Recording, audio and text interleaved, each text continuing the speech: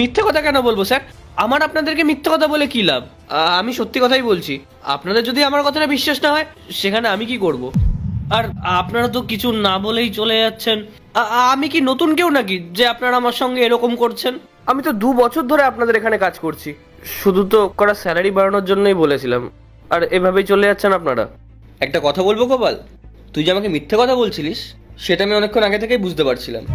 এখন যদি তোর কাজটা চলে যেত, তাহলে তুই তোর বউ বাচ্চা নিয়ে কোথায় যেতিস? আর তুই যে রাজীবের কথা বলছিলিস, সে অনেক আগেই কোম্পানি চেঞ্জ করে নিয়েছে।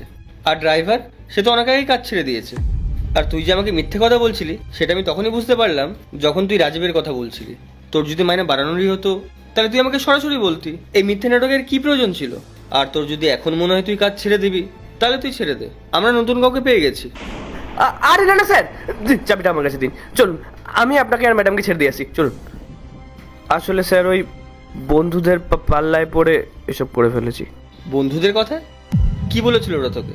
স্যার, আমার বন্ধুরাও ড্রাইভারের কাজ করে, আর ওরাও এরকমভাবে মিথ্যা কথা বলে মালিকের কাছ থেকে অনেক স্যালারি বাড়িয়ে নিয়েছে।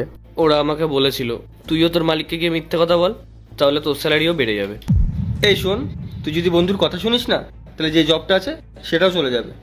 আজকালকার বাজারে লোকে জব পায় না, আর তুই সেটা পেয়েও নাটক করে সেই জবটা হারাচ্ছি। আর তার উপর তো তুই মাঝে মাঝেই কামাই করিস। কই, আমি তো সেটার টাকা কাটি না স্যালারি থেকে। আর তুই ম্যাডামের উপর মেজাজ দেখাচ্ছিলি। সরি স্যার, ম্যাডাম, আমার ভুল হয়ে গেছে। ঠিক আছে ঠিক আছে, যা এখন সব নাটক বন্ধ করে মন দিয়ে কাজ কর। সামনের বছর থেকে 18,000 করে দেবো। আর তারপরে যদি এসব নাটক করেছিস, তাহলে কিন্তু তুই এই কাজটাও হারাবি।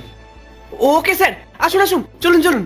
শোন গোপাল, অন্য কারো কথা শুনে না নিজের জীবনে কখনো ডিসিশন নিবি না, বুঝলি? যারা এরকম বেশি জ্ঞান দেয় না, তারা নিজের জীবনে কিছু করতে পারে না, কিন্তু অন্যের লাইফে ঢুকে তাদের জীবনটা নষ্ট করে দেয়।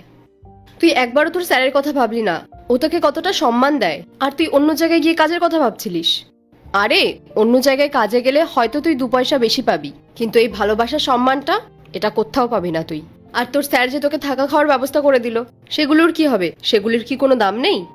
শোন গোপাল, তোর স্যার একজন খুবই ভালো মনের মানুষ, আর এরকম যখন একজন মালিক পেয়েছিস, তার কদর করা উচিত। ভালো কাজ তো অনেকেই পায়, কিন্তু একজন ভালো মনের মালিক খুব কম মানুষই পায়। আর তুই যখন পেয়েছিস, তাকে সম্মান করতে শেখ। হ্যাঁ মালকিন, আমি ভুল পথে চলে গেছিলাম, আমার ভুল হয়ে গেছে, আর কখনো হবে না। ঠিক আছে, এখন ঠিক করে কাজ কর, আর যা ম্যাডামকে ছেড়ে দিয়ে আয়। ঠিক আছে স্যার। বসুন ম্যাম।